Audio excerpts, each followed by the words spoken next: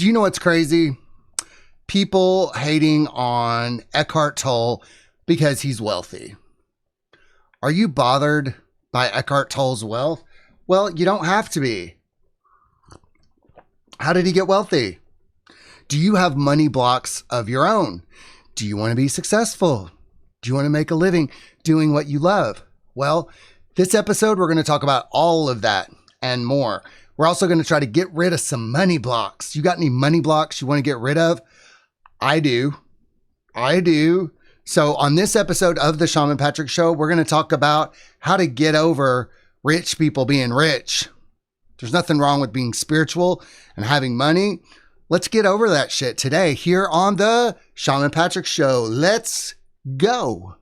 He was once a storm in human form, sharp tongue, cold soul, heart worn and torn, living like a ghost who missed his grave till the spirit sang out and called him brave. He got rewired by the great unknown, heard the call like a dial tone to the bone. So pull up a chair, enjoy the glow.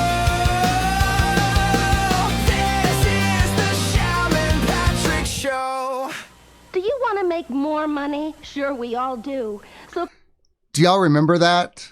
Do you remember her, Sally Struthers? Do you want to make more money? Sure, we all do. We all want to make more money. Don't be silly.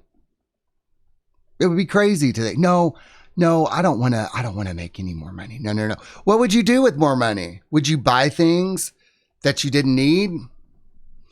What would you do if you made a lot of money? What would you do if you had money? I want to talk about Eckhart Tolle's wealth. I want to talk about conscious wealth. I want to talk about doing what you love and making a living.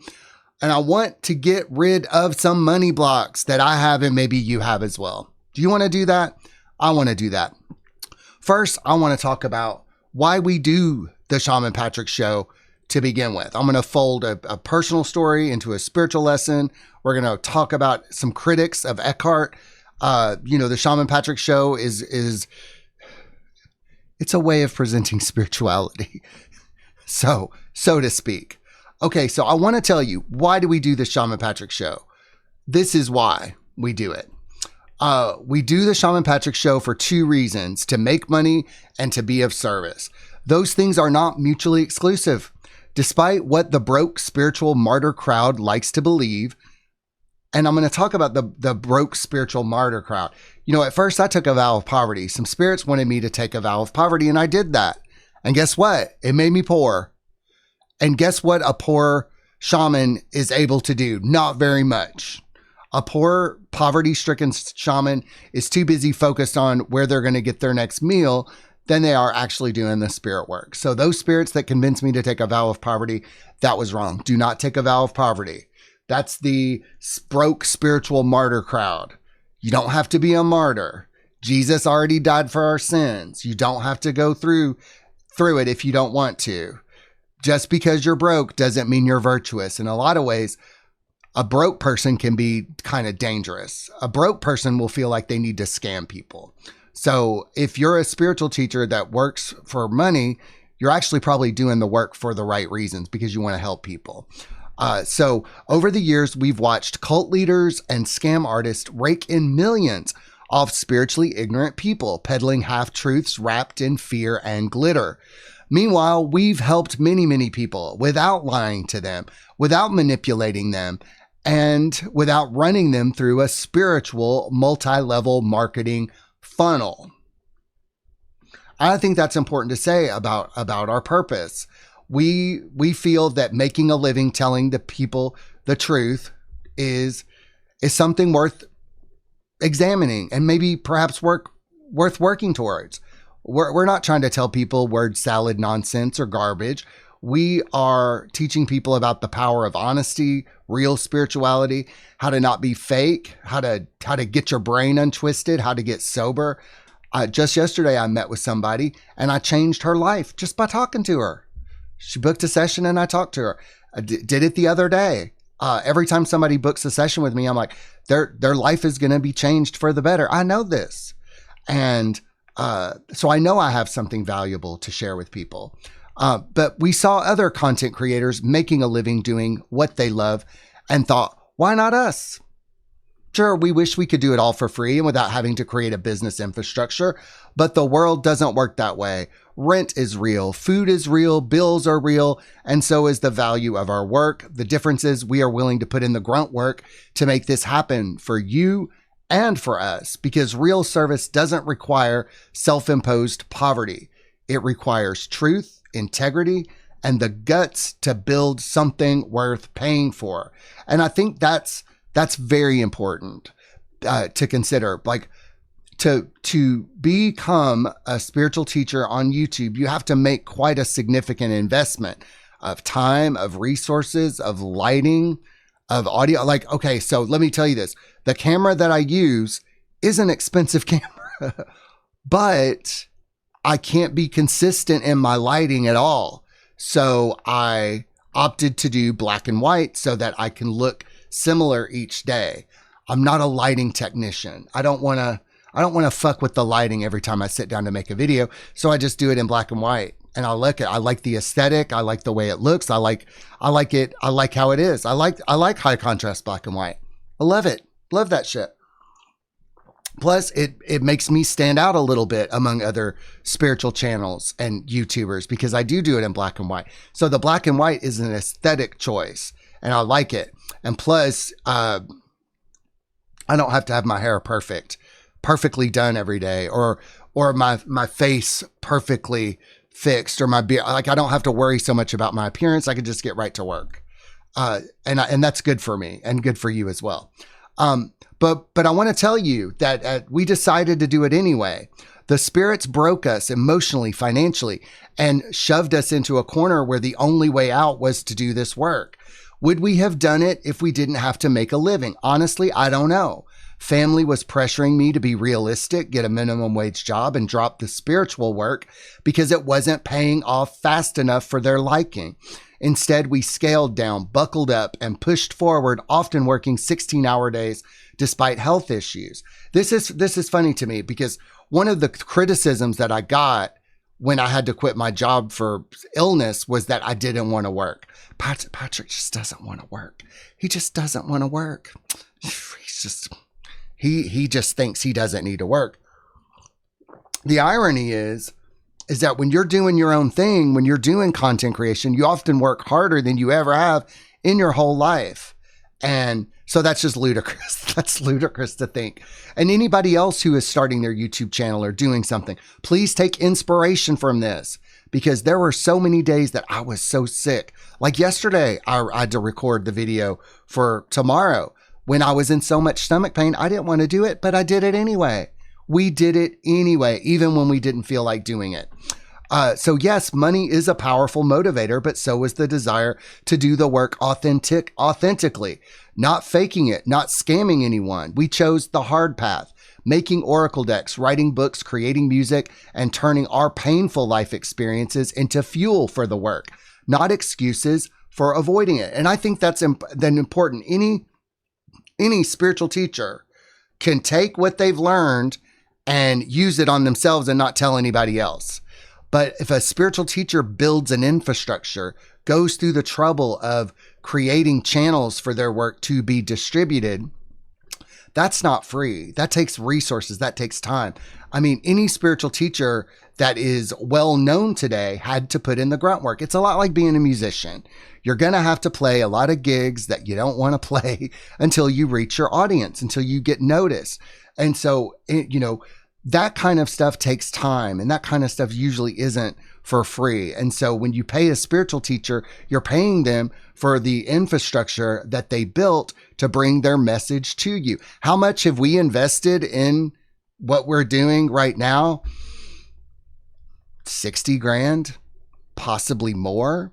But that also doesn't take into account the life experiences that we've had, the sacrifices that we made. So yeah, it's not free to bring spiritual teachings to people. And I'm setting all this up for you to help you get over some of your money blocks, to help you realize that your life, the things that you have gone through that you can use as your own teacher, they're worth something. Obviously, they're worth something. And in fact, anytime I've tried to help somebody for free, it hasn't worked out. They don't take it seriously. So yeah, even though, I would like to be able to do this for free, it hasn't really ever worked out that way.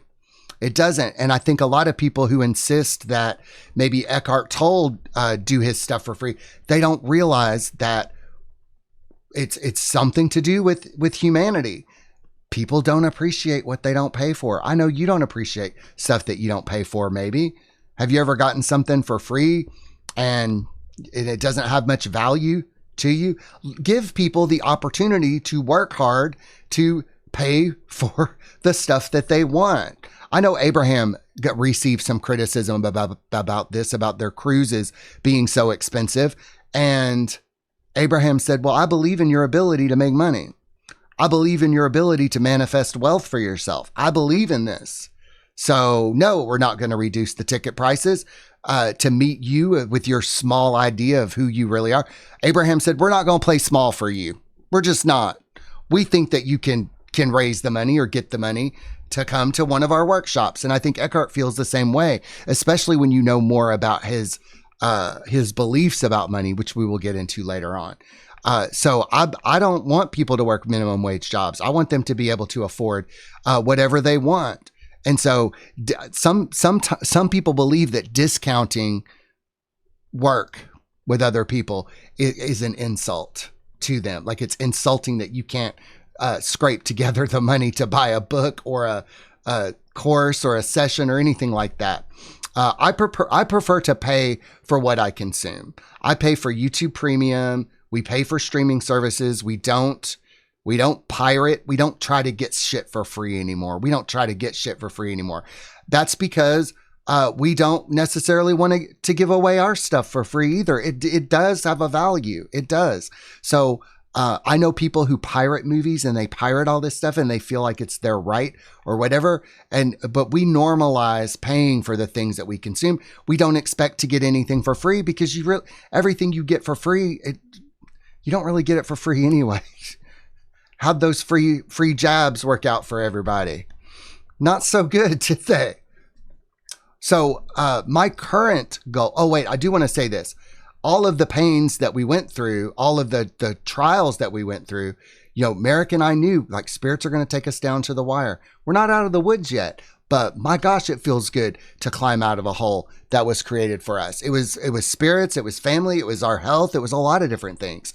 But it became that doing the work was the only thing that we could do. The only thing that we could do was just do the damn work because all other avenues had been closed off for us, you see. So my current goal is to replace the income that I got from my last job as a peer support specialist, which wasn't that much to begin with. It's not to buy an expensive car or a vacation home. It's a realistic goal, and we're pretty close to reaching it. Thank you all for your support. So all of you that have become channel members, those of you who've sent super chats and super thanks, thank you so very much. You are helping it be possible for me to continue to do the Shaman Patrick show, hopefully for years to come. We're just getting started here. And it took me probably about 4 or 5 years for me to realize that I wanted to do the show in this format. So these things take time.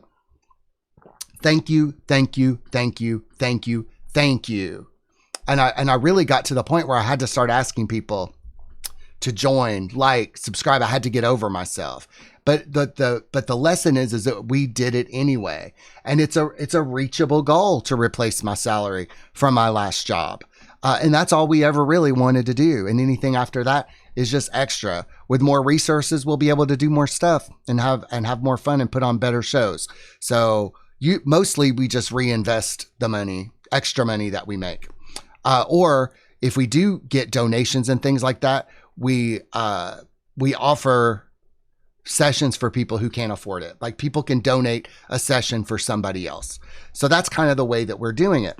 Other spiritual teachers might feel differently, but that's the way that we are doing it. And that's what feels best for us. So if you didn't resonate with any of this, I just wanted to be clear what the purpose of the Shaman Patrick show is, what we're doing to make a living from this, and our purposes in doing it. And number one is to be of service. Essentially to show everybody out there that you can heal from anything you want to heal from. You can screw up your life a whole lot. You can be a homeless meth head addict and recover and find joy and be loved. The proof is in the pudding.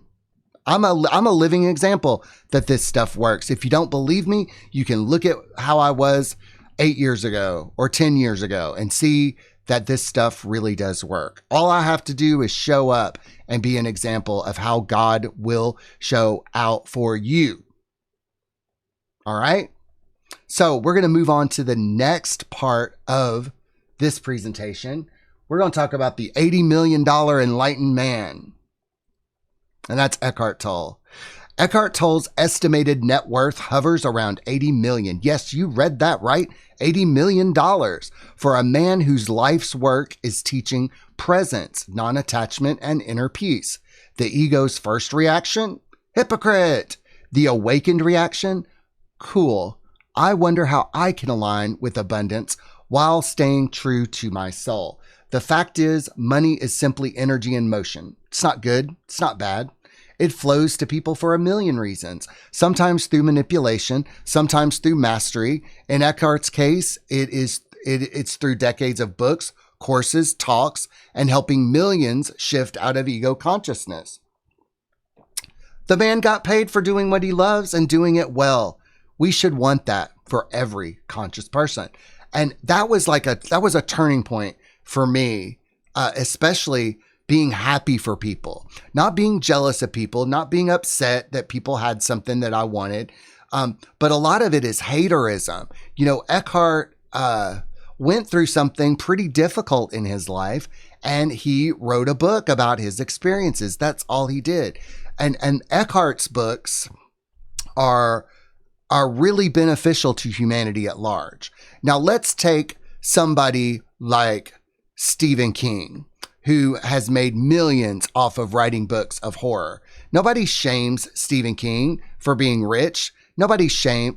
People shame J.K. Rowling, but not for being rich.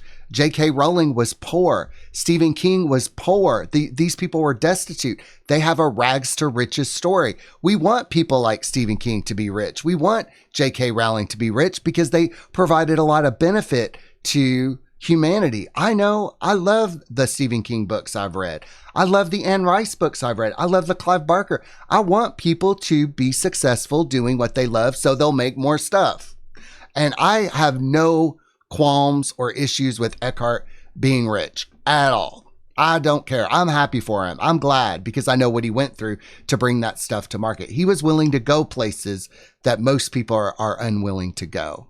And for that, I celebrate people. I want Eckhart to write more books. So I hope he has enough money to be able to do that. Because can you imagine if after writing his first book, somebody forced Eckhart to go get a job at Ross Dress for Less, or go, Eckhart, you need to go work. So your first book didn't sell all that much. You need to go work at McDonald's. He never would have written A New Earth. He never would have written A Power of Now. He may not have done a workshop that somebody needed to save their life. Don't be so short-sighted, because I guarantee you, Eckhart doesn't care about the money. You know, he's probably just as like, I don't know what to do. He probably has a financial advisor that has made investments for him. He's probably not even involved in it at all. You know enough about Eckhart. You're like, he's probably like, oh, well, a financial advisor would call him and say, Eckhart, you're worth $80 million. Okay. All right. Because Eckhart knows that probably it doesn't even matter all that much. But now I want to look at a critic of Eckhart, his work and his wealth. I want to hear from a critic today, because we do pay attention to things that we disagree with from time to time. We do. So let's listen to a critic. Dr. Todd Grande. Do y'all know about Todd Grande? Oh, he's a bitter queen. He's a bitter little queen, but we're going to listen to him. I don't even know if he's gay or not, but he strikes me as bitter and queeny. So we'll look at that video from Dr. Todd Grande. Todd has done exposés on Teal, and he did an expose on Eckhart. So we're going to look at that today, and then we're going to continue on with our theme. But we want to hear these critics. We want to hear why do people object to the teachings of Eckhart Tolle? Why do they do that? Hello, this is Dr. Grande. Today's question is, can I analyze the beliefs of Eckhart Tolle? Just a reminder, I'm not diagnosing anybody in this video, only speculating about what could be happening in a situation like this. If you enjoyed this video, please like it, subscribe to my channel, and consider supporting me on Patreon. I'll put the link to Patreon in the description for this video. Now, keep in mind, this is a mental health professional. He's a mental health professional, and the stuff he talks about is a little crazy. It's a little crazy. Almost all the comments tell him that he's wrong. But when you hear this, you know, the objection that he has to Eckhart is a common reaction. I myself had that reaction when I first encountered the work of Eckhart Tolle. Somebody sent me a copy of A New Earth, and I was like, oh, this is boring. It's gobbledygook. So first I'll go through the background of Eckhart Tolle. I'll talk about his beliefs, and then I'll offer my analysis. Eckhart Tolle was born in Germany on February 16, 1948. His name at that time was Ulrich Tolle. His parents did not get along too well. Eventually they would separate. Eckhart was anxious and fearful growing up in post-war Germany. He would say that pain was in the energy field of the country. He would move to Spain to live with his father at age 13. He did not attend high school there. Rather, he studied various topics at home, like astronomy, languages, and literature. When he was 19, he moved to England and taught Spanish and German at a school. He enrolled at the University of London and studied psychology and philosophy. He was pursuing a doctoral degree. He wanted to find answers that could help him in his life, in part to explain why he was depressed and anxious. When he was 29 years old, he claimed to have an... Now, Eckhart is a very smart man, very knowledgeable, and he had a life going for him, but he was miserable. He was very depressed. He's talked about this in interviews and hinted at it in his books. But understand that this man was absolutely fucking miserable. And anybody who is suffering from depression, anything, you know how miserable you can be. Inner transformation. He said he had been suffering from depression, and on one night in 1977, the depression was almost unbearable. He woke up in the early hours with a feeling of absolute dread. He said to himself, I cannot live with myself any longer. Then he thought, am I one or two? If I cannot live with myself, there must be two of me, the I and the self that I cannot live with. He started to... And that's that ego breaking. It's happened for a lot of people. It happened for like a similar way to me. Everybody who's gone through something similar to what Eckhart went through, it can resonate with this instantly. Like, yes, that explains what I went through. Thank you. Wonder if only one of those was real. This was his epiphany. I guess when he initially went to sleep that night, there was a self. At some point, the self was gone, so I guess he was selfless. I don't know. But either way, without the self, he was happy. So most of us are.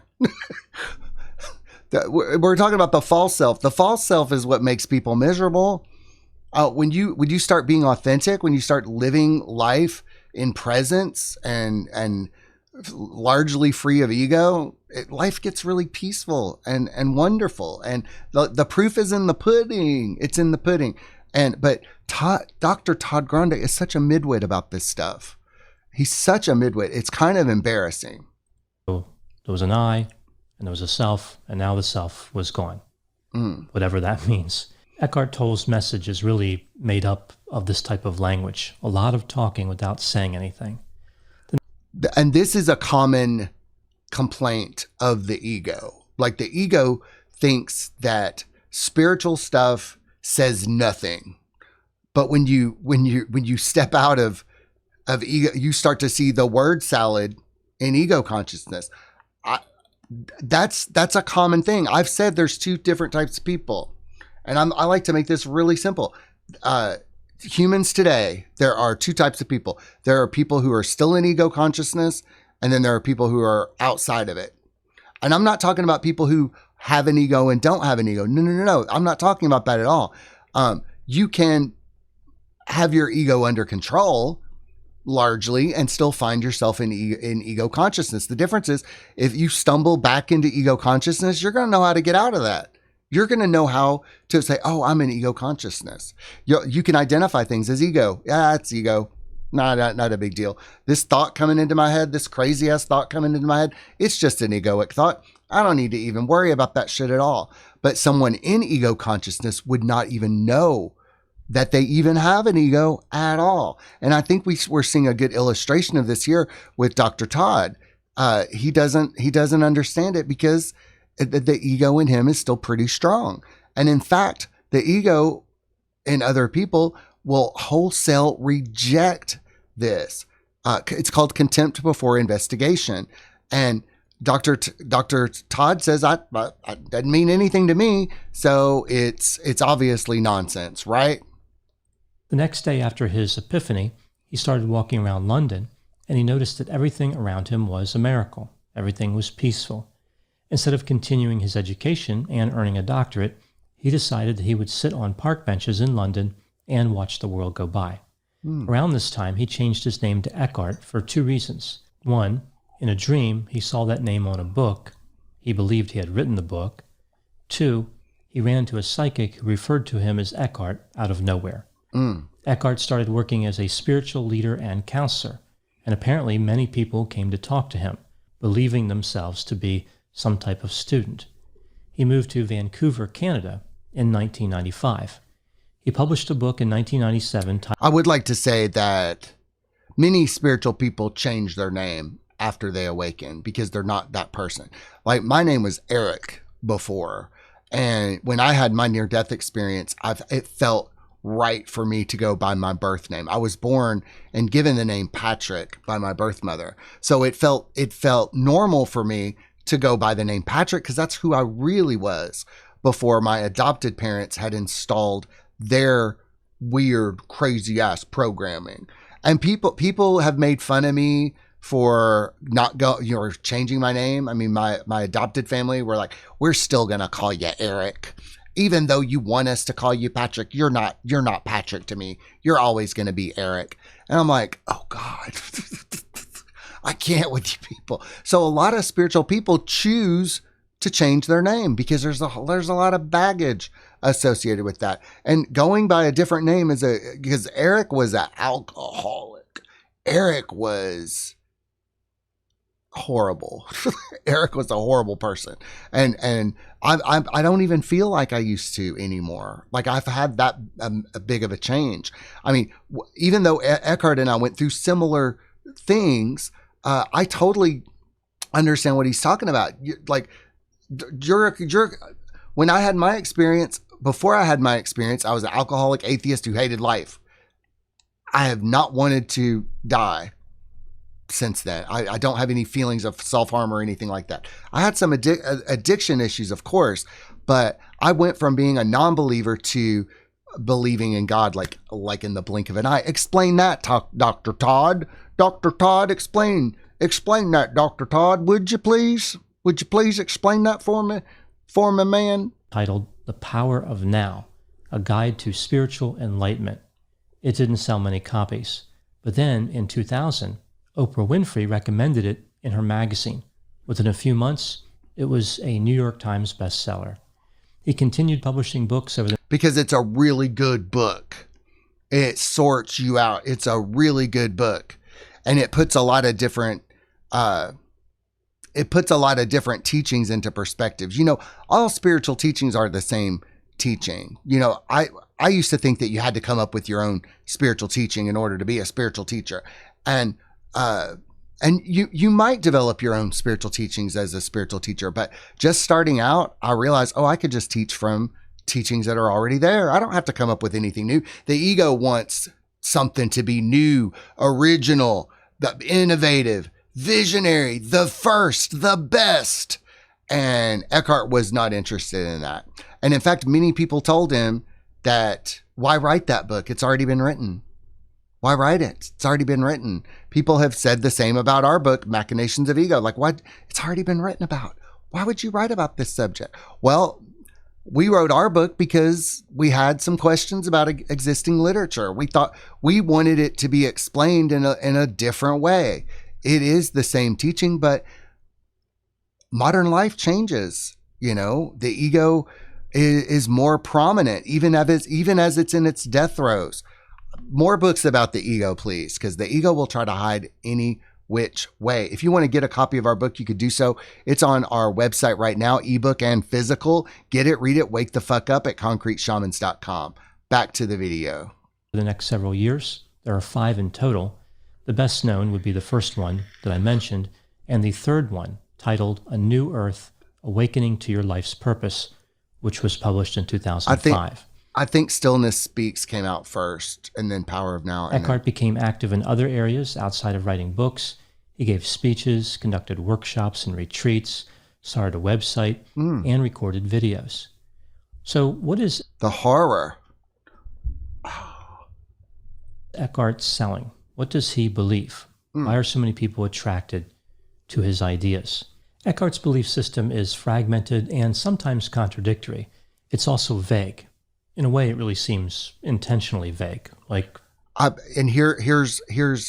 It's not vague at all. Like when you have an intellectual understanding of the ego and you read A New Earth or The Power of Now, it's almost impenetrable. Why is that? Because the ego wants to know what you won't know.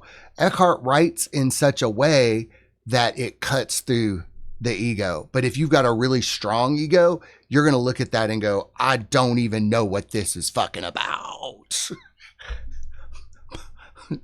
So I've had the same reaction, Todd. I used to think it was gobbledygook, but I suffered enough. That I was willing to give it another go.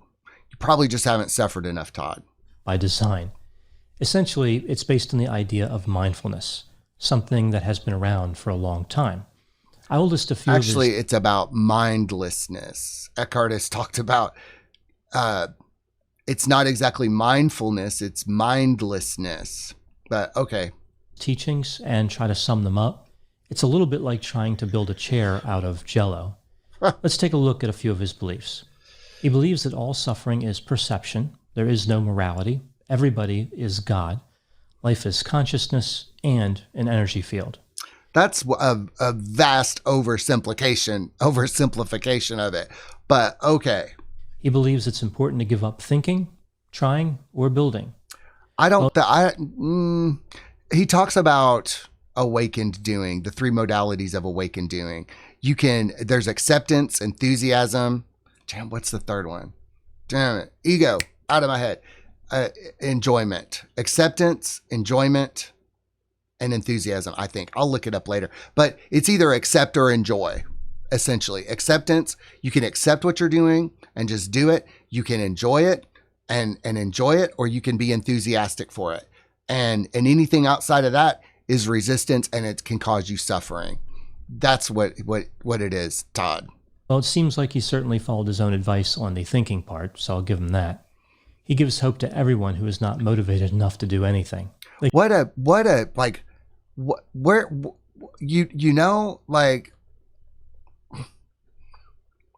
Todd, come on. How old are you, man?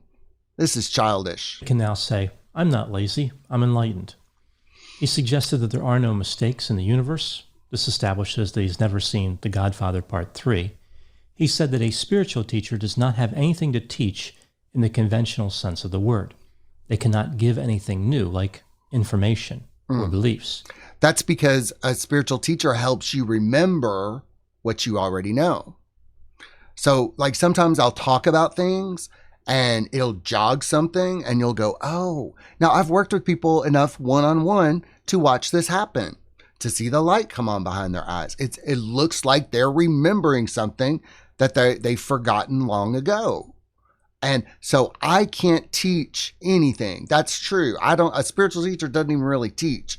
I consider myself a co-experiencer. I'm going through this with you. But Eckhart is right in that regard, is in that he can't teach you anything, especially if the ego is so prominent, because the ego doesn't want you knowing what you already know. That's why the ego throws so much useless garbage at you, hoping something will stick. And it usually does. The ego wants things very complicated. And so I could see Todd, Eckhart's very simple teachings looking very complicated and nonsensical to Todd, who's operating largely out of ego, like most mental health practitioners are.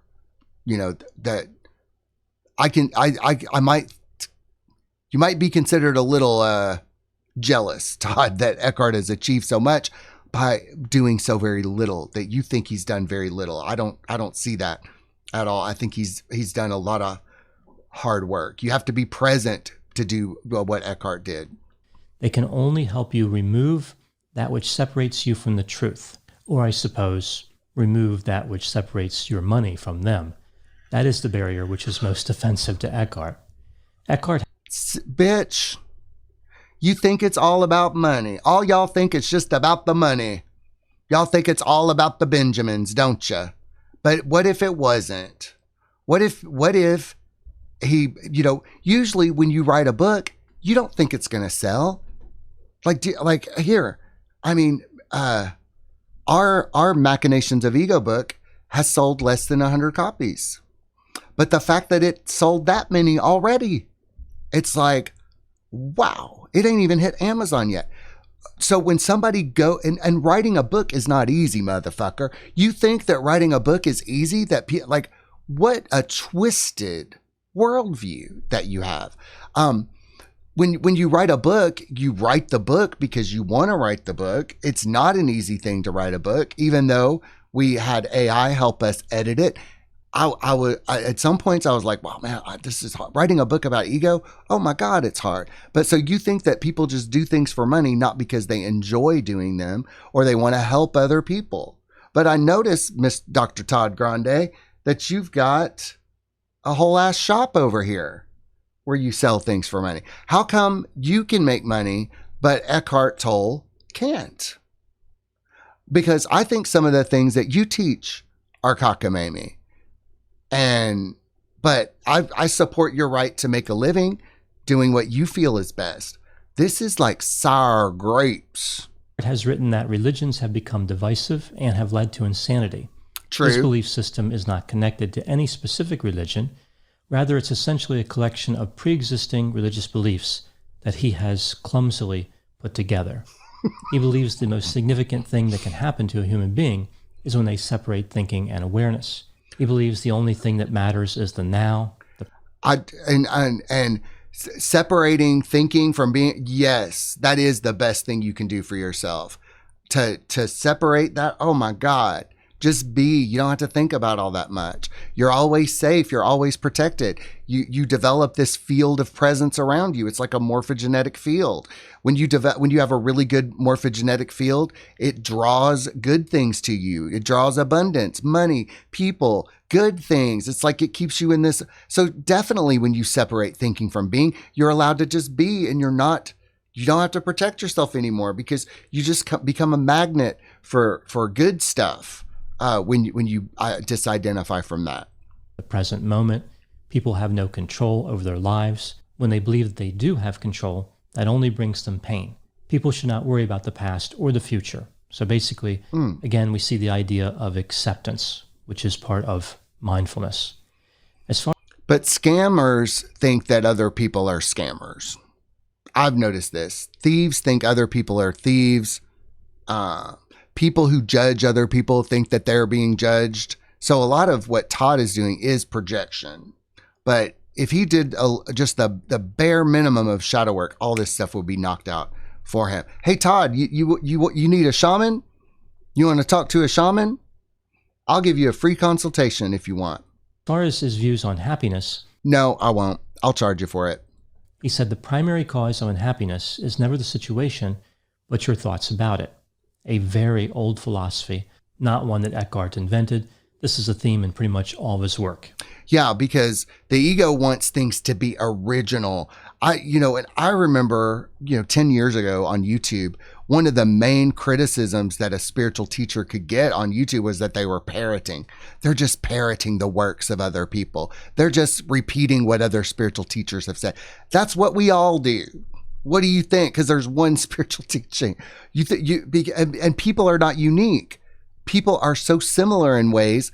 You're not going to find some new groundbreaking spiritual teaching because it's old. You might find new ways to remix it, new ways to tell it, new ways to express it. But man, the ego thinks that if it's not if it's not innovative, if it doesn't, I used to think that too. I used to think, I gotta be the first. I'm gonna be the first. I gotta be innovative. It has never been done before. You see this in spiritual influencers. They always gotta be visionaries. They always gotta be innovators. They've all gotta have these grand things. And Eckhart just said, this is what it is. He even says it's not new because nobody cares. It all comes from somewhere else. Eckhart believes he has the answer for world peace. People simply need to transcend their ego-based state of consciousness, reaching a higher level of consciousness. This spiritual awakening will be the next step in human evolution. Yeah, because he says that the ego and humanity won't survive. The ego will destroy humanity. And that's what it wants to do. The ego wants you dead. The ego wants to kill you. The ego hates you. And I can see where just encountering Eckhart's work might have invoked Dr. Todd's ego, like really hard. It's obvious to anybody who knows this. It's obvious to everybody in the comments too. Like, how could you make a video and have all of these comments saying they disagree with you? All of these comments say that they disagree with him. And it's remarkable. I don't know if, maybe I'll look and see if he did a follow-up video, if he took a second glance. But Merrick and I were joking this morning about how when people come up to us and they say, AA doesn't work. And I used to kind of feel some type of way about that. I would be like, oh, how do I explain to them how AA works? How do I explain that to them? I don't explain it anymore. When somebody tells me AA is fear-based, Patrick, AA doesn't work. And I'm like, oh my God, it doesn't? How did I get sober then? Oh my God, what will I do now? Oh my God, I'm sober. My husband, we used AA. Oh my God, what do the millions of people who've gotten sober through AA do? Oh my God, what will we do? Oh my God, I guess I'll just die. So you laugh at it. And because I used to feel the same way. I used to say AA doesn't work. That shit don't work. I'm too special. I'm too unique. Nowadays, if something is working for millions of people, it's probably going to work for me. I'm not that special. And that's how I eventually got to with the teachings of Eckhart Tolle. I'm like, well, if millions of people have benefited from reading this book and applying the teachings, it's probably going to work for me. But that's not good enough for Dr. Todd. He's very special, very unique, very knowledgeable, very learned. And this is a case of indoctrination as well. And the people in his comments really let him have it. So what are my thoughts on Eckhart Tolle, his books, his beliefs, his business, enterprise? Well, Eckhart is not original. He looked at the fundamental and universal desires of people, like the desire to be happy, the desire for success, the desire to find meaning in one's life. And with that came up with this belief system that conveniently answers everyone's questions using the most vague, imprecise, and jumbled language possible. And that is a complete misunderstanding of it all, Dr. Todd. It's not. If anything, it's not, and I've said this about other spiritual books, it's not the words on the page. It's what's between the words. It's the space between the sentences. I'm going to say you don't really learn anything from the teachings of Eckhart Tolle. You unlearn things. Reading his books is like stripping away of illusions. And I can understand why a mental health professional might misunderstand that. And also, he talks about therapists in the book. He's like, yeah, you can go to a therapist, you spend a lot of money, but they're eventually going to get sick of listening to your stories. And so he calls out therapy in his book. So maybe did a client that you come up and said, I don't need to work with you, Dr. Todd. I read Eckhart and I'm fine. Most people are fine just using the teachings of Eckhart Tolle. Most people find they don't need medications. They don't need doctors. They don't need psychiatrists. They don't need therapists. They don't need that shit anymore because the ego wants all that shit. So somehow Dr. Todd got called out and he didn't like it very much. His message has a familiar ring to it. In his infinite wisdom, he has examined all the major religions of the world and concluded that they all fall short. Magic. They're about control. They're the opposite of spirituality. That's what he discovered. I mean, anybody can see that if they just do a very surface level examination of it. Religion is often the enemy to spirituality. Magically, he has come up with his own synthesis of all the best points from these religions to create a super religion. In case people are reluctant to believe in this new super religion, he offers them comfort by saying, no, wait, I had a depression-induced epiphany. What's more believable than that? I think that's pretty damn believable because it happened to me. Happened to a lot of people. And you know, I know therapists want to keep the sicknesses going because that's your bread and butter. I know it's your bread and butter, Dr. Todd. Otherwise, why would you even be making this video? Something that has been helped, that millions of people helps them. Why would this even bother you? Why would you care? If anything, it's evidence of how bad the ego is and how bad the mental health industry is. Because you would negate someone coming out of a depression by having an epiphany. Fuck you. Fuck you. I talked about his vague and nonsensical language. Like so many so-called spiritual gurus, he has a bunch of quotes that he fancies as quite clever. Here are a few of them. Some have been abbreviated. Sometimes seek out a tree and let it teach you stillness. That's a good idea. I talk about that. I'm like, which reality is more valid? Is it is the reality that you perceive the valid one, or is the tree or the tree's reality, the reality that the tree perceives? Which is the valid reality? Trees are a good example of stillness. Trees can be still. But Dr. Todd, this is the thing. Sometimes when I'm watching these videos, I think that they're sketches or skits on Saturday Night Live. I'm like, surely they can't be serious. Surely this educated mental health professional. I've had therapists talk about a new earth with me. So I know that there are people in mental health who do appreciate the teachings of Eckhart Tolle because we've talked about it together. So I'm going to chalk all of this up to that his ego became activated. And did Dr. Todd get told later on? You are not separate from the whole. You are one with the sun, the earth, the air. You don't have a life. You are life. Oh, that's a beautiful. I would imagine that's the beautiful one. Like you don't have a life. You are the life that you are living. Because I know in one of his books he talks about how, you know, the stuff that happens to you, people think that the stuff that happens to them is their life, but that's the content of your life. It's not who you really are. And there have been other interactions in which Eckhart Tolle has heard the phrase, you don't have a life. Next quote, the secret of life is to die before you die and find that there is no death. So people can die before they die, I guess, by completing a pre-death checklist. But then once they die, they find out that dying is impossible. So really, they just wasted a lot of time. Would this logic be acceptable anywhere else? Like if somebody asked Eckhart for directions to the store. Listen here, dude. Listen here. The die before you die means the ego death. It means the death of the false self. Because you can be worried about dying.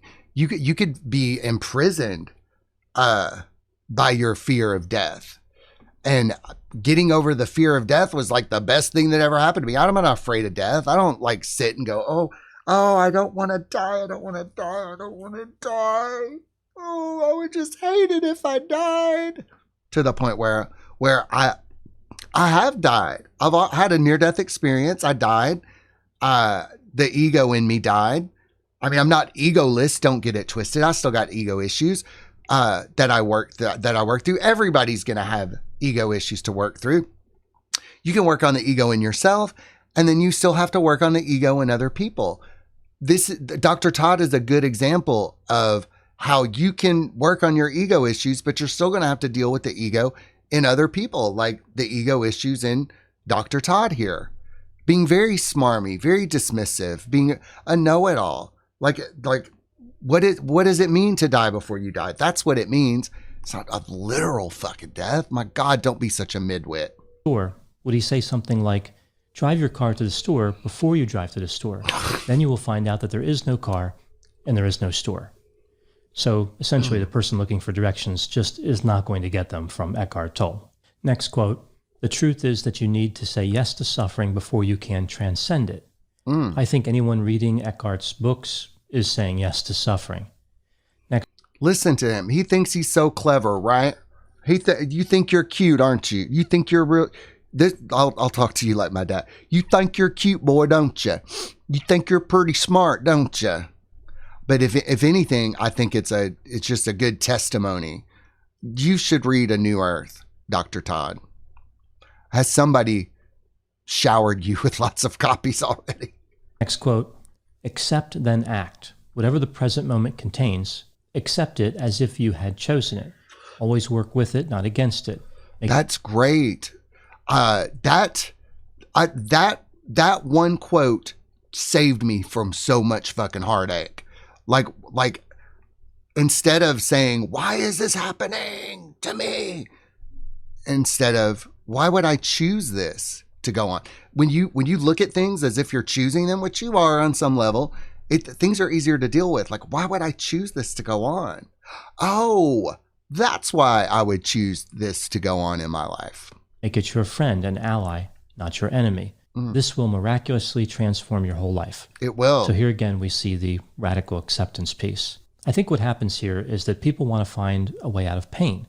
And they look at somebody like Eckhart Tolle and they think, okay, this guy must be saying something true or useful. So when they hear these quotes, which largely don't have any practical application, they pretend that they understand them. They pretend that I'm pretending. Thank you. I'm pretending I understand them. Oh my God. This completely wrecks everything about me. Oh my God. I'm just pretending, Todd? All the millions of people who understand it, they're pretending too?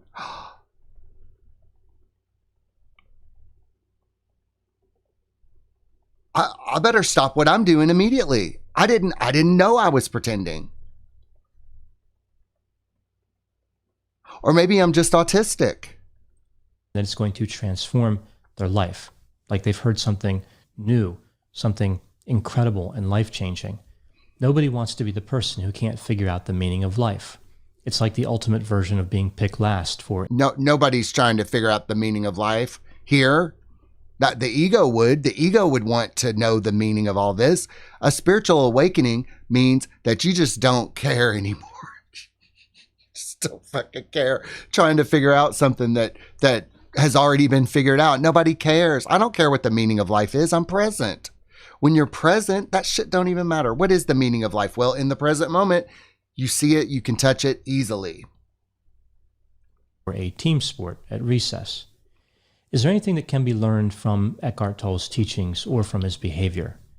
The idea of acceptance is something that is central to his belief system.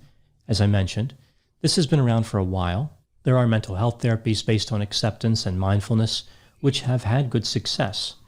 Part of this is a non-judgmental attitude towards thoughts, which essentially says that we give thoughts power over us when we assign value to them. So rather than believing that a thought is just a thought, people believe that a thought demands a reaction. The thought must lead to worry. It must mean that they're a bad person, or any number of other destructive characteristics. Did he just say something that made no sense? Because I feel like I checked out. I feel like he said something word salady that made no sense. But I don't want to go back and hear it. So the idea of acceptance is a major takeaway as far as what we can salvage from Eckhart's ambiguous nonsense. There are other things that can be learned as well, not as much from his teachings, but his behavior and the behavior of others. For example, Eckhart's success should give hope to anyone who wants to get rich. He did it by just taking other people's ideas. But he didn't, though. I know what you're going to say, Todd, but he didn't, though. and crudely mashing them together without actually understanding them, having any academic appreciation for them, or having any knowledge of philosophy. The last Good. Y'all don't want academic appreciation in this day and age. You don't want academic oh God, no. I really do not trust anything that comes from academia these days. I don't know about you, but I'm not insane enough to believe anything coming out of academia. Academia is wackadoodle. It is kookadoo. That's a good idea. The fact that it doesn't come from academia. You know, some of the best books don't come from academia. Look at Melody Beattie, Codependent No More. And our book, The Machinations of Ego, we wrote that book because we still had questions. We want, like here, Eckhart wrote A New Earth because he wanted to get it all down. His beliefs, what he had gone through, he wanted to get it all down, and his ideas about it because he felt like it was necessary. At some point, he was talking about this stuff. He felt like it was necessary to just write it all down for people. Much in the same way, we kept talking about ego and machinations of ego and stuff. And that's all we did, Todd. We just wrote it down for people so that we wouldn't have to explain it over and over again. That's all he did, Todd. Why would you begrudge a man for writing a book? Writing a book is not easy. Have you written a book? It's not easy. It's not something that many people even want to do. last thing that can be learned is from how people have reacted to Eckhart Tolle. The most fundamental and honest answer to most every philosophical question is, I don't know. There must be peace with this uncertainty, but people are not satisfied with that answer. They're not satisfied with a never-ending exploration and a discussion of ideas. They want something definitive. The drive.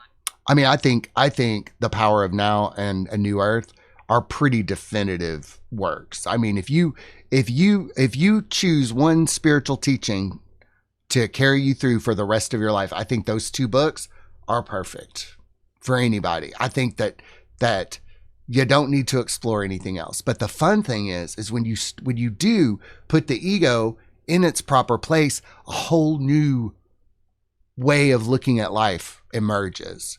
So I do think that teachings about ego are definitive. Like that's the only thing going on in the world is human unconsciousness. But of course, there's many, many things beyond that. The desire to find purpose is insatiable. People like Eckhart Tolle have learned to feed off of the momentum created as people try to fulfill that need. I would say the valuable lesson to learn here with Eckhart is to never devalue the... Your life's purpose is to awaken to the ego. That's it. It's not your job. It's not your relationship. Like when he talks about awakening to your life's purpose, your purpose is to wake up, enjoy life. That's the purpose. You came here to have fun. You came here to have a peaceful, loving, non-violent, non-difficult existence. You came here to be abundant. You came here to live in love. You came here to teach love because that's what you are. That's your life's purpose. Everything else, like the job and the roles and all that kind of stuff, that's not your purpose. You've got this completely twisted, Mr. Grande. Power of reason. That doesn't mean that everything that a person believes can be proven scientifically. It doesn't mean that reason can lead to all the answers. Rather, it simply means there's a commitment to one's own ability and right to think, to make up one's own mind using one's own ability to reason. Except the ego clogs all that shit up. When you're operating out of ego consciousness, you're not thinking for yourself. You're thinking for the ego. And again, I want to remind you that the ego wants you dead. The ego wants to kill you. To trust in oneself, rather than accepting a matter as resolved because some spiritual guru made up their mind. Spiritual gurus can make up their own minds, but they can't make up everyone else's. The last thing I want to cover is the idea of... I don't think Eckhart would ever refer to himself as a guru or a master. It's so funny how we've talked this issue to death. Instead, like, here's the thing about spiritual teachings. When people try to poke holes in spiritual teachings, I'm like, why not just accept it as true and work from there? You know, instead of trying to debunk, why don't you try to understand? But if you tried to understand this, that would mean the ego would get exposed, and we're just not going to do that. You see, Patrick, we need an ego. We've got to have an ego. You don't get it. We need an ego. You don't understand. We need our drugs. How people can become a spiritual guru. Like, what is the mindset that can lead to a person deciding to be a spiritual guru? I think it can be best illustrated through a story. Imagine that you're looking at someone operating a baloney gun. So this would be a gun that shoots baloney. Presumably, it would be used to shoot people with baloney. So you might be looking at this one person operating a baloney gun, firing baloney at another person, and say, this looks like a bad idea. That baloney can hurt somebody. Stop operating that weapon. Stop aiming it at people. Don't use baloney. Just fire the gun empty or something like that. A spiritual guru looks at this baloney gun situation and says, I bet I can build a bigger gun and fire more baloney at a higher velocity. Right? So I mean, you're lumping in you're lumping it like, here, I told you my purpose at the beginning. Obviously, there are some gurus out there who are unsavory people. And largely what makes a guru a bad guru is the spiritual ego. That's it. That's what makes a guru not such a good guru, is the spiritual ego. And ego talks to other egos.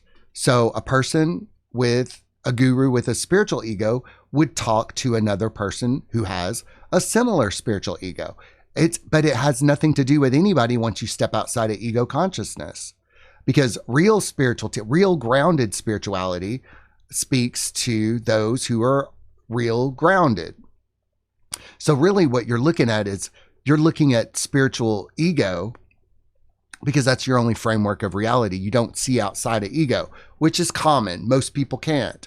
But there are spiritual teachers out there who do teach about ego. They give practical ways to step outside of ego consciousness. And those are the ones that often don't get that many headlines. They're often the ones that don't make a whole lot of money. Any spiritual teacher will tell you that teaching about ego is not a very profitable thing. And the fact that Eckhart Tolle made it profitable, he made a living from it, gives all of us hope. It's not baloney. I think it's a projection. It's just a different attitude. It's a different way of looking at the world. They look at the world and find a way to scam people. They don't look at the world with empathy. They don't see the guy being hit with the baloney as a victim. They see the guy shooting the baloney as a hero. Those are my thoughts on Eckhart Tolle. Except, sure, are there spiritual teachers who get in it to scam people? Yes. But you know what also is one of the biggest scams out there? Credit cards. Usury. There's a lot of stuff out there that scams. You know what is scams? Processed foods. Fast food is a scam. There's lots of scams out there. But somebody who's teaching people how to live a better life, free, in abundance, to feel good about themselves, Dr. Todd Grande would see that as a scam. It's a very sad video. So for the next part of this video, we're going to talk about Eckhart's wealth. So we heard from a critic of Eckhart. Many people might have that criticism. I myself had some of those criticisms. I remember opening a copy of A New Earth for the first time and going, this is garbage. This is gobbledygook. I have no need for this. I did the same thing with A Course in Miracles. And I know that, once you become aware of this stuff, it might re-enter your life in a different way. I think just like anything else, once you become aware of something, it's just an initial understanding of it. You might rely on that stuff later on in life. So Todd, I wish you well. I think you're wrong. We can disagree. I love you anyway. And I wonder if you did a follow-up video. I'm not gonna examine that in this episode, but I wonder if you did a follow-up video. But Eckhart Tolle's wealth does bother some people. I've read several articles about this, about how people are just bothered by Eckhart's wealth. So let's talk about it. Let's see why people would be bothered by his wealth. Why conscious people should be wealthy. There's more than enough abundance in the world for everyone to have what they want. Scarcity is mostly a story the ego tells to justify jealousy or resignation. When money lands in the hands of someone who isn't driven by greed or fear, it tends to be used in ways that benefit more than just the self.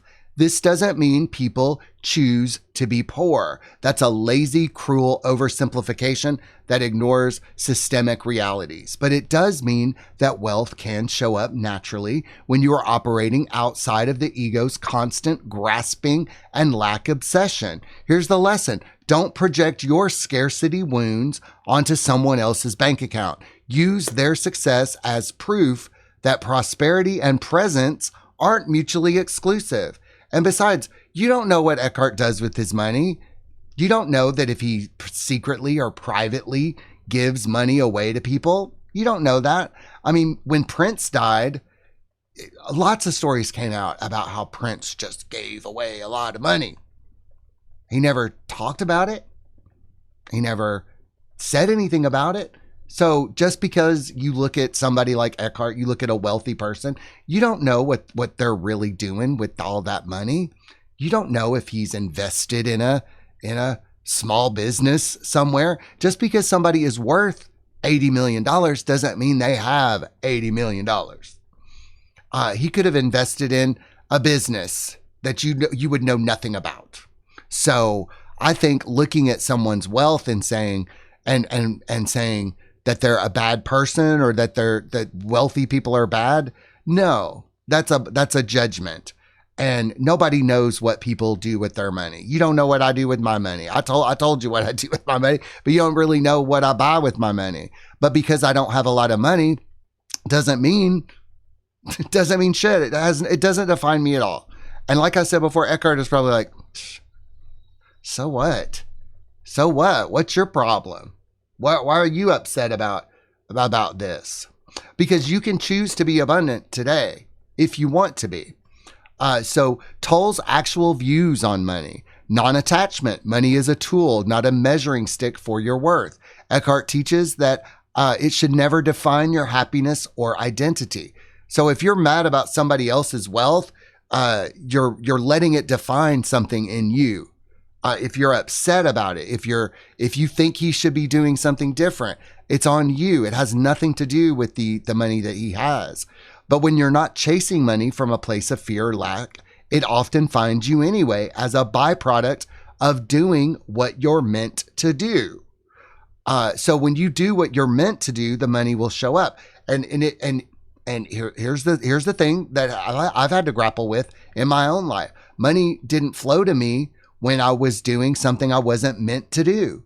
And I know that all I have to do is do what I'm meant to do, and money shows up. I'm not special or unique in this at all. This is available to anybody that if doing what you're meant to do will pay you. Maybe a little, maybe a lot, but most of us spend so much time doing what we're not meant to do, and we don't ever get paid all that much for it. So doing what you're meant to do, that's how the money flows to you, when you're doing what you're supposed to be doing.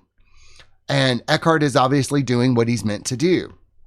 So abundance is realized, not acquired. True abundance is knowing you're already whole. Piles of cash won't fix an inner void. Presence will.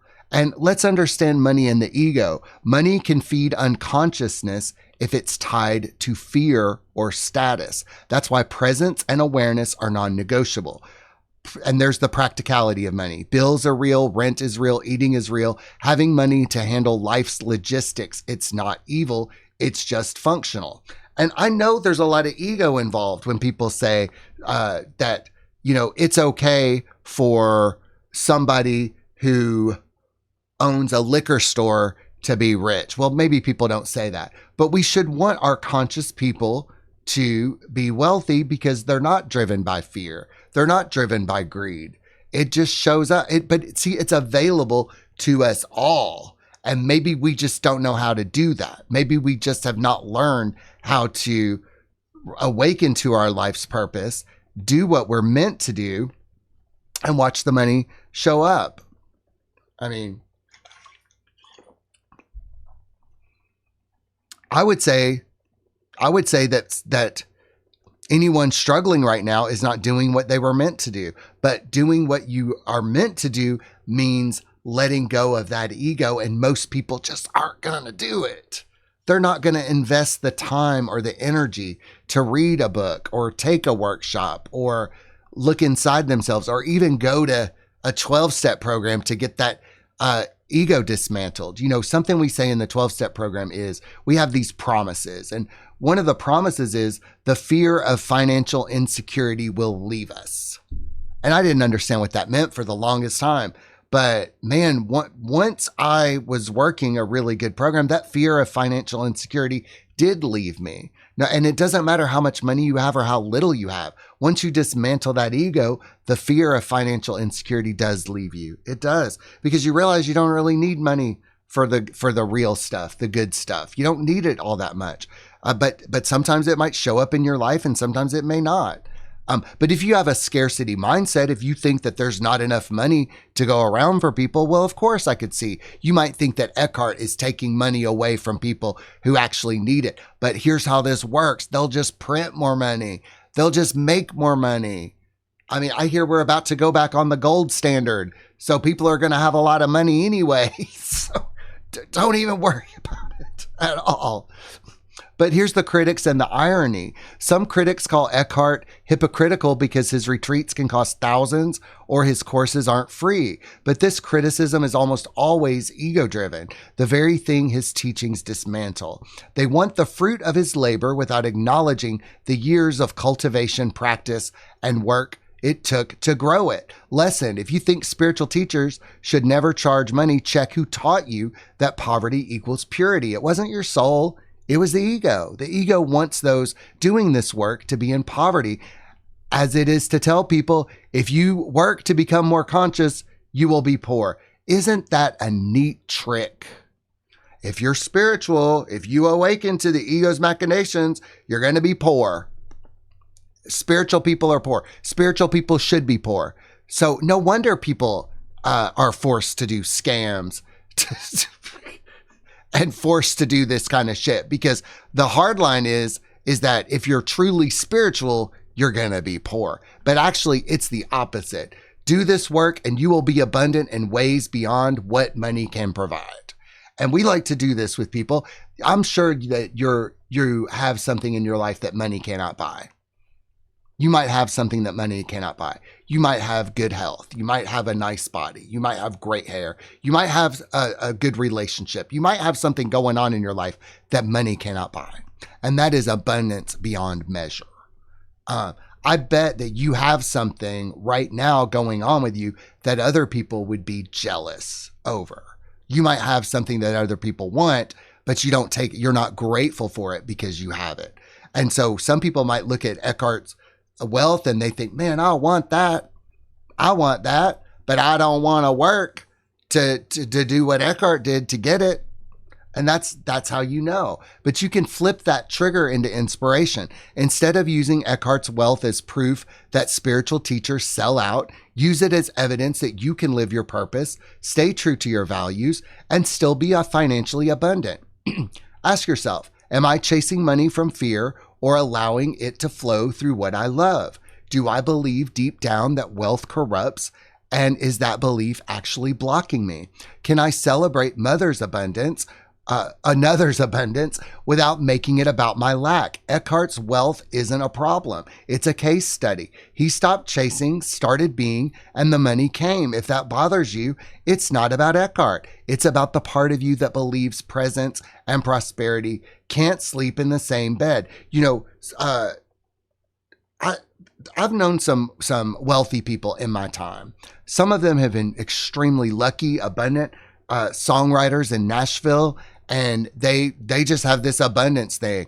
Like they would say, oh, I want to buy a new house. I think I'll just write a hit song. And they'll just write a hit song. Not even work very much at all. But this really pisses off people who had to work hard to accumulate their wealth. And so somebody who had to work really, really hard to accumulate your worth would be very offended by somebody who could write a hit song in 5 minutes and make millions of dollars. But I've seen both sides of it happen. So which would you rather do? Let's say you want to be wealthy, and who wouldn't want to be wealthy? My God, what a dumb thing. I don't want to be wealthy. What would you do with your wealth? Would you be a kind, loving, generous person? I know I would. I know I would. But also I would use that wealth to help make my life better, to make the world a better place. And getting clear about what you would want out of life is a great way to help remove those money blocks. But I've known really cool, really nice, wealthy people, and I've known sort of bitter, frugal, miserly, wealthy people. And so just because you have wealth doesn't mean that your life is going to get any better. And in fact, if you don't clear up your ego shit before you acquire wealth, it's going to be largely a miserable experience. You won't appreciate it all that much. But I know both types of wealth. I know a lot of different types of wealthy people. I prefer hanging out with the cool kids, the ones who are like, oh, money just comes and goes. It's not that big of a deal. Over the wealthy people who are like, you gotta work hard to make money. You gotta watch every dime. Hanging out with those types of wealthy people, those frugal, money miserly ones, you'll go broke hanging out with them. But you'll probably become abundant hanging out with those wealthy people who are like, money, it's just money, not a big deal. But I do want to talk about this, the burdens of both. Wealth and poverty carry invisible burdens most people don't see. If you're broke, it's easy to imagine that rich people should just hand over their fortunes like it's monopoly money. If you're rich, it's easy to assume poor people just don't get how to make money or are stuck because of their own choices. Both views are lazy. Everyone is living the life that they're living, and only they can change their circumstances. If you want wealth, ask yourself, why? Is it for freedom, for safety, for ego validation, for toys, for power? If you want to move from lack to abundance, the brutal truth is that no one else can do that for you. You can inherit money. You can be gifted money, but sustaining abundance and finances, energy, and spirit, it's an inside job. So if you're going to project onto Eckhart Tolle in bellyache because he's worth $80 million, you're kind of missing the point of it all. The fact that Eckhart is worth $80 million, you don't know anything about him. You also don't know that he has the Eckhart Tolle Foundation. Here, let me look this up for you. And why would he go to the trouble to make this? In 2016, he started this foundation, and it has programs. It has grants. Maybe you could apply for a grant. I don't know what kind of grants he offers. He's donated books, courses. Books cost money. Books are not free. So I know that. I wish I could give away books, but books cost money. They're not free. He serves correctional facilities. He's helped almost 1 million incarcerated individuals, nonprofits. Look at this stuff. Look at all this stuff he has. Let's look at this prison outreach initiative. I want to see this.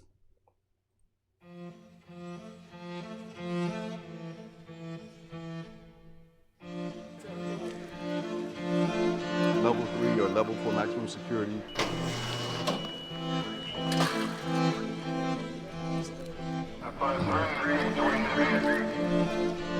Wow. I found that all the people who came to me for advice, counseling, and so on, those that were faced with very difficult life situations had the greatest potential for spiritual awakening. Suffering, what does it? Deepens you, and it breaks up the surface ego that otherwise people are trapped in. And so suffering can be a wonderful thing until you get to a point where you don't need to suffer anymore. Don't confuse your life situation with your life. Look at him. Like he's old. And he still does this. He doesn't have to do this anymore, y'all. He doesn't have to do this at all, but he's still doing it. Why? Why? Dr. Todd, why the fuck would he do this? Is he scamming people? Because I know people who have been in solitary confinement in prison. I've worked with people who have been to prison and they learned how to not suffer anymore while they were in prison. Sometimes we have to go to jail to get it. Fuck you, Todd Grande. Your life is inseparable from the power of the present moment. We are healing through art, so we're a peer-to-peer self-help group and artist collective. It's a self-portrait of me. Oh, So it represents the crap and everything. Yes. Even though I'm in prison, yes, I'm free. Yeah. even though, listen, even though I'm in prison, I'm free. You ever been through anything like that? Man, it makes you want to cry. Thank you. Your breathing is a tool for going deeper. You can feel your breath moving into the body until it reaches almost the abdomen. You can feel life energy there. It's a vast intelligence that inhabits your body. And that vast intelligence is ultimately you. It's a very negative label that the world gives you. But here too, the potential for being here is that your old sense of identity, the egoic identity, is no longer satisfying. And that's essentially it. The egoic entity is no longer satisfied. It's no, like when you realize what the ego is all about, you just don't fuck with it anymore. You just don't even, like, when you know all the machinations of ego, you're just like, why would I even fucking bother? It's stupid. It's dumb. Why would I even do this anymore? That's what he's talking about.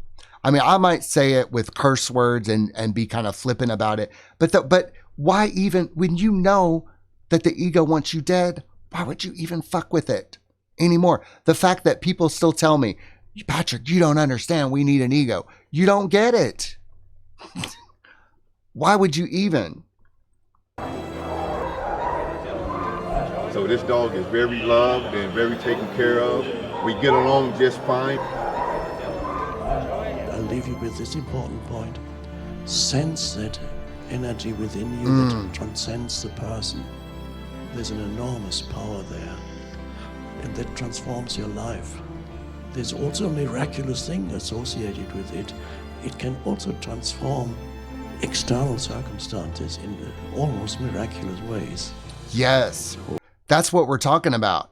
This presence can transform your life. I'm living proof of that. I know many people are living proof of that. My best friend Dan is living proof of that. Maybe I'll get Dan on here and he can tell you how this shit has changed his life. I mean, the proof is in the pudding, yo. It's for people who've gone through this sort of thing. It's in the experiences that we've had.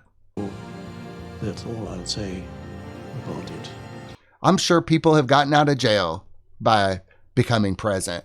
I know people who've gotten out of jail by becoming present. There's miracles all around, y'all. There are miracles as long as you're open to seeing them. Your life can change today if you want it to. It's just that most people don't want to change. Most people don't want to change because change takes work. And so what do you want to do with your life? What do you want to achieve? Are you willing to do the difficult inner work here? Because that's where it is. And do it anyway. So for today's AI song, this is for you guys, the ones who are working on your books and your YouTube channels and your dreams. Maybe you want to start a business. Maybe you want to do something. Maybe you want to be a TikTok star, but whatever. Maybe you want to be a singer, musician, artist, whatever you want to do with your life, small business owners, do it anyway. And this song is called Do It Anyway. I wrote it about a few weeks ago when I was having a really tough time and what I want to do with my life. You know, you don't get a whole lot of support from your family and friends when you're really doing this stuff. So I want to thank you all for supporting me in what I want to do with my life. It means the world to me. And so this song, Do It Anyway, is about that. Just do it anyway. Do it anyway. If you would like to support the work, consider joining, liking, subscribing, and all that kind of good stuff. Thank you. I appreciate it all. Also, don't forget that we love you. Yes, we do. We love you a whole lot. And finally, let's get to this song, Do It Anyway. I want you to have a good weekend. And don't forget, we're doing a deep dive on tomorrow's Saturday episode we're going to be talking about the woman who fell in love with her psychiatrist. All right. So here you go. I want you to have a lovely day. Do it anyway. All right. Bye-bye. Lolly, la lolly ho.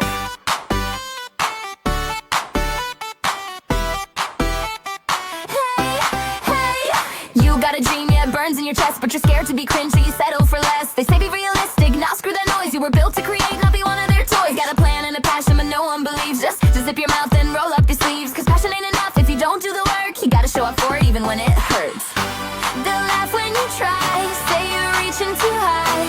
They don't know the price of staying small, so you build in the dark. You gotta ignore all the snark, and you rise like you're meant to after all. Do it anyway, even when it sucks. It's gonna take way more than luck, even when the world says no. Do it anyway. Play the long game, build it brick by brick, till you make that algorithm click. You don't need a cheer parade.